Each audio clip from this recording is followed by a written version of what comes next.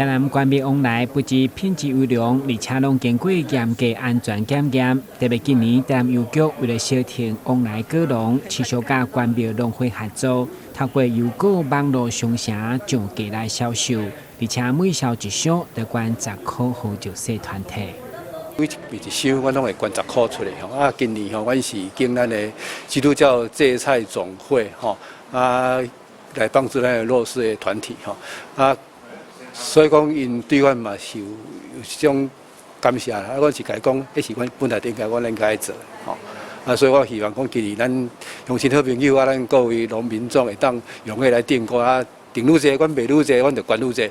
市长委托为了表达对中华邮政的感谢，嘛再出用实际行动来消停。上午伫南关线所议员的见证，则会为关闭往来涨价加开数目。市长强调，现在往来大出，为了保障品质，农民一定要顾好品质，检验好才上市，和消费者伫邮局买一定是安心有保障。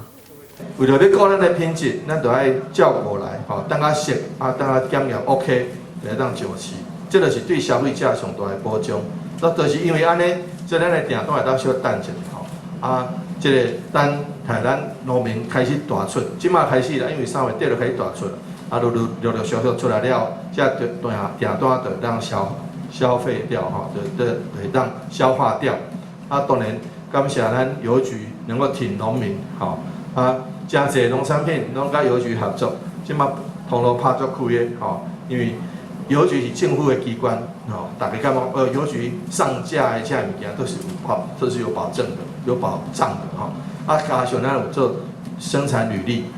一个是邮局通路，一个是生产履历，安尼大家都做放心的。透过网络邮购的平台，将新鲜农产品直接送到消费者手中，这嘛是全民防疫之下上打击民情的生活购物形态，嘛是市府加强推动的行销通路之一。但新闻军及何乔邦采访报道。